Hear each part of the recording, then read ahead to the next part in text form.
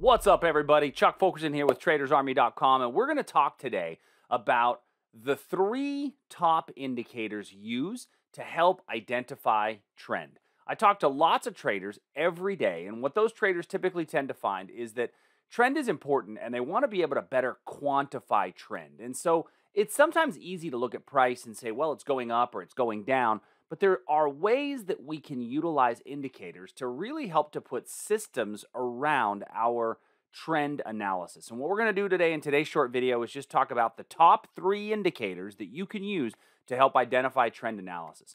Do me a favor, if you like this kind of content, leave a comment down below. Do you use indicators? I'd love to hear if you use indicators, and if you do, which ones do you use? And then leave a like. That always means a lot, helps a lot to the channel, and helps to get more of this great content out. So without further ado, let's dive in. Number 3. So our number 3 indicator is moving averages. And moving averages, I think, are pretty common. And a lot of traders that have utilized moving averages as a way to identify trend direction, and also to use support. So when we talk about a moving average, it's a simple technical analysis tool that smooths out price data by creating a constantly updated moving average. All right, that's what it does. It takes off the oldest data and it adds in the newest data. Takes off the oldest data, adds in the newest data. And so when we're looking at a moving average, the way it's calculated, it's pretty simple. It's a sum of all the closing prices over the last X number of periods, and then you just divide that number by X. It's really simple math, right? You add up the closing prices over the last X number of periods and divide by X. Now, when we say the number of periods, what are we talking about? We're talking about the number of candlesticks that are on a chart. And in this case, we have a daily chart. So what you're looking at here is a daily chart of Tesla. And in order to calculate the moving average, which in this case is $646 roughly, the average closing price of the last 50 candlesticks were added together and then divided by 50, because this is what you see on the chart is a 50-period moving average. Now, this moving average is commonly used to identify trend direction because people will look at the slope of the moving average. In this case, it's very obvious that our moving average is sloping up. And so when an upward sloping moving average exists, you by definition are going to have an upward trend. Now, the advantage of this is it's very quick and easy to see. The direction is very simple and easy. And you can even see by the circles that are on the chart that oftentimes these moving averages act as areas of support or a floor where price will bounce off that floor and then continue to go higher. Now, why does this work? Partially it works because it's a bit of a self-fulfilling prophecy. And if enough traders are utilizing this as an analysis technique, then you're going to see that this has a little bit of strength and validity to it. And the good side of this is that you get that benefit of groupthink. What's the downside? Well, the downside is that it can be a little bit lagging. And the bigger the moving average you use, the more it's going to lag. The smaller the moving average you lose, the less it's going to lag. However, you'll have more false signals. So what many times people will do is they'll combine multiple moving averages together. So let's take a look at an example of a stock. And we've got Tesla here listed as our stock. And we're going to add our moving average to the chart. Now, what you'll notice when I just go to this, I'm going to select what's called the simple moving average. And the simple moving average by default in this platform is actually set to a 9-period moving average. So it shows me the average price of the last 9 candlesticks. I'm going to right-click on this, and once again, your platform will be a bit different. But we're going to make this a 50-period moving average. I'll make the line a bit thicker so it's a little easier for everyone to see. And now you'll see that we have a 50-period moving average. Now this is on a stock like Tesla. If we look at a stock like Snapchat, we see the same thing. It's an upward sloping moving average where price is above. But then we look at a stock like Boeing, and we see that we had a downward sloping moving average as the market was in a precipitous drop. And then the moving average kind of lost its direction. And this is how we use the moving average to identify trend direction. So in this case, a very simple thing might be to say, well, the average trend over the last X number of days is sloping up. So why is this number 3 on our list? It's number 3 on our list because it has a lot of validity and a lot of uses. The downside is that it is a bit slower in its overall reaction time. And so by being a bit slower in its overall reaction time, we aren't going to be able to utilize this quite as effectively as some of our other indicators. Our number 2 indicator are the DMI and ADX lines. And the DMI and ADX lines are a really interesting one that a lot of traders don't realize how powerful they can be when used together. Now, I will say when used alone, either one of these can give you a false signal or frankly not give you much of a signal at all. And so when I look at this ADX line and the DMI lines, the ADX line is a simple technical analysis tool used to assess the strength of a trend, regardless of direction. So when we use an ADX line, we're primarily concerned with the strength of the trend. What the DMI line does is it'll tell us the direction of a trend and oftentimes provide signals for entry into a trend. So let's look at it on a chart. So this same exact Tesla chart that we looked at with our moving averages, we see that we have the ADX as well as the DMI on a particular indicator. So the indicator is the DMI indicator, and we can see that the red line is the ADX, which is our average directional indicator. The positive DM and the negative DM show the directional movements. And the idea is that when the positive DM line is above the negative DM line, that will confirm that we are in an uptrend. When the negative DM line is above the positive DM line, we are in a downtrend. And then when those two lines are just bouncing off of one another and they're together, then that signifies a sideways price action. Signals are made when these two lines cross one another if the ADX is also over 25. So that is the key. ADX shows the strength of the trend. And a good way to think about ADX when we think about the strength of the trend is to think about essentially that an ADX of 0 to 25 is showing that there's not really a trend. There's an absence of a trend or it's a very weak trend. An ADX of 25 to 50 tells us that there's a strong trend. And then anything that's above 50 tells me that it's a very strong trend. And when you start to get above 75, it's almost an unsustainable trend, right?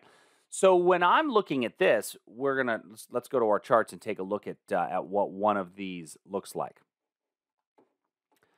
So looking at this, and let's go back to Tesla as our example. And let's remove our moving average.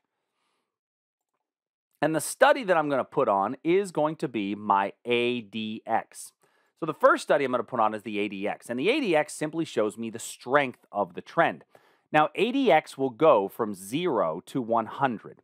And when this goes from 0 to 100, 0 being my lowest number, 100 being the highest number, so it's a bound indicator, right? It's bound by those amounts. And anything from 0 to 25 tells me that we have essentially no trend. So if anything is below 0 to 25, and we know that that's essentially no trend. And we can see that by noticing that when the price was below 25, or when the ADX, was below 25, our security was basically going nowhere. Once we got up above 25, we saw that there was a pretty strong move. Now, the move began before we got above 25. Because like all indicators, it will be a slightly lagging indicator. Okay, so this is just using the ADX. Now, what this ADX will not tell me is it will not tell me the direction of the trend. It will simply tell me that a trend exists. So for example, if we go back and look at Boeing, we see that Boeing had a very high ADX. As a matter of fact, it was as high as 58 up here at its high, but the direction was certainly going down. So ADX does not show me a trend direction. It just simply gives me a trend strength. Now note here that we're below 25 in this particular security, which is Boeing. And so since we're below 25, that would tell me that we currently have no trend to speak of. We broke above 25 and we had a bit of an uptrend. And then it's now started to roll over and come back down. So we would say that from a trend definition standpoint, that this is in a very sideways trend. No true trend exists. So let's add DMI to the mix, and let's go back and look at Tesla.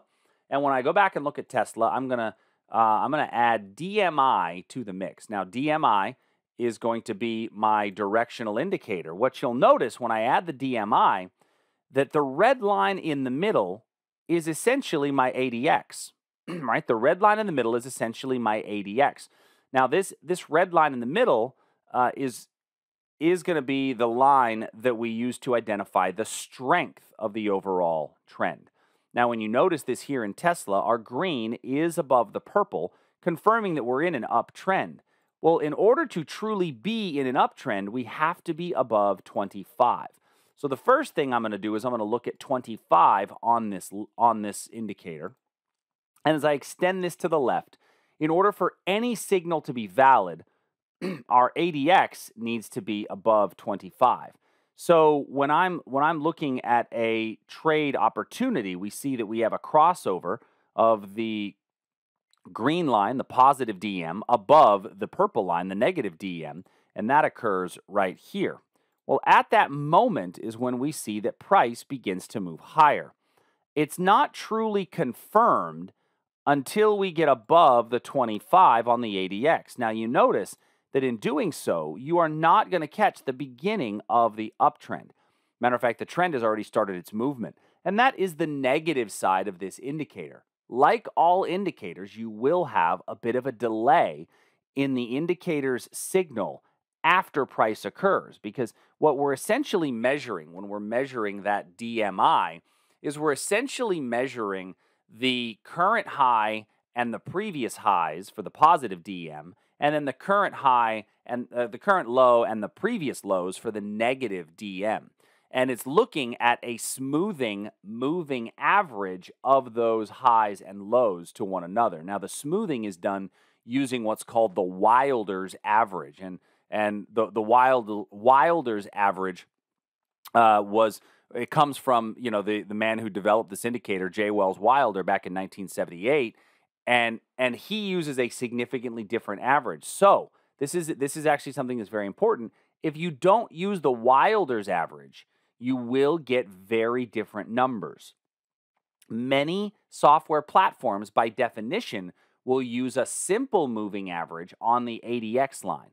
And so when you use a simple moving average instead of the Wilder's moving average, and we talked about simple moving averages a moment ago, you will get a different picture. Notice if I change this from Wilder's to simple, you're going to get a very different picture.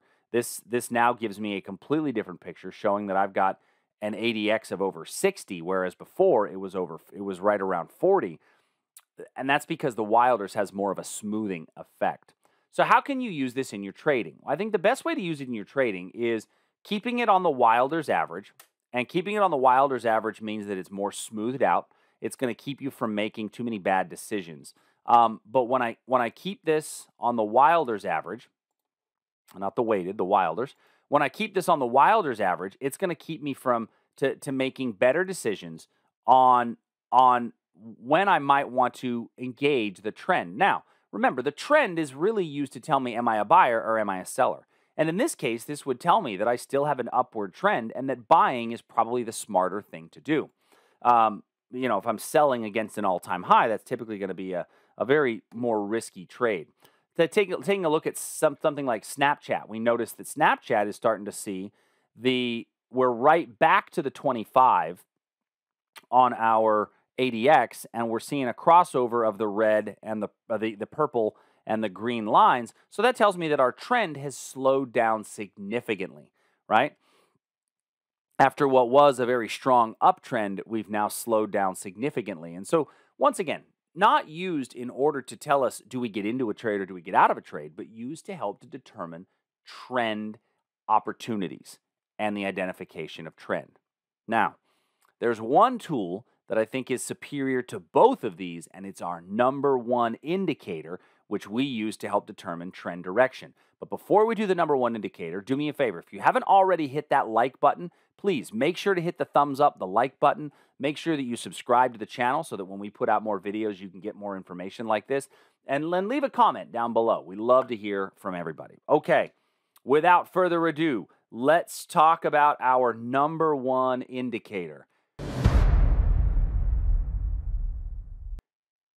And our number one indicator is the zigzag indicator. It is so simple, yet so effective to help us to quantify what is a trend.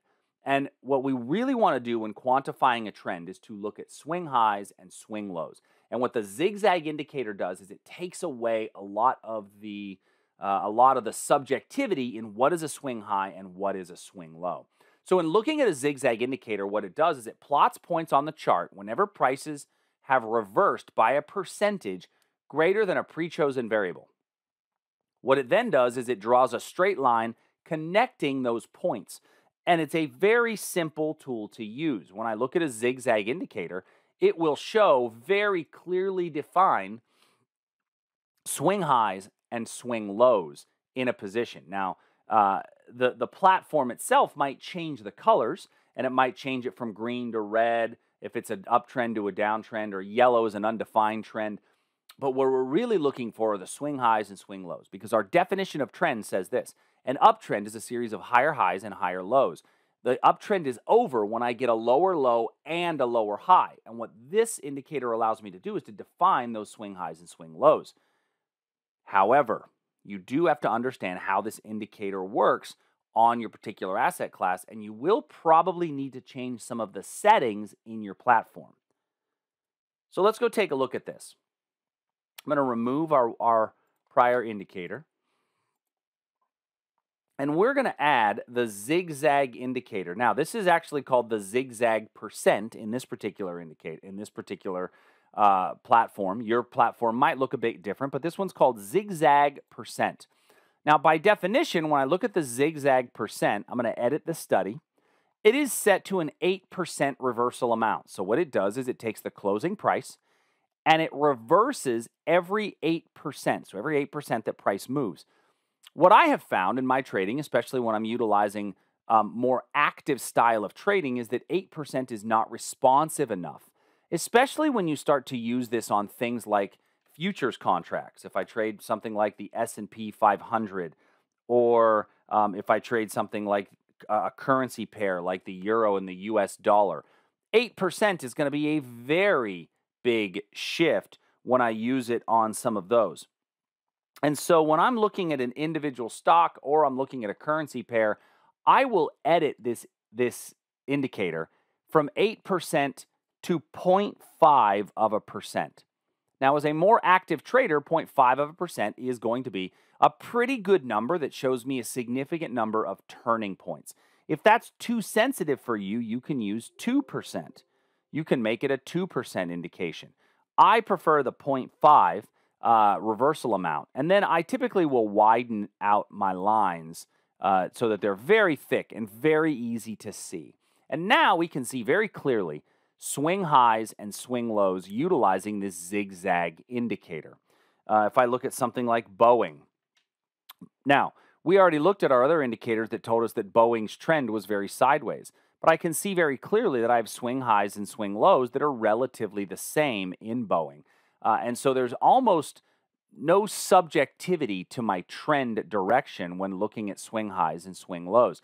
This also gets very effective for intraday style of trading. So if you're trading on an intraday basis and you're using, say, an hourly chart, I can still see swing highs and swing lows. Now, what's the downside of this? Well, the downside of this is that if you're day trading individual stocks and you're using very small time frames, it might get a little bit too convoluted depending on how much that particular stock moves. However, we like to use this on our trend identification time frame, which is a much larger time period.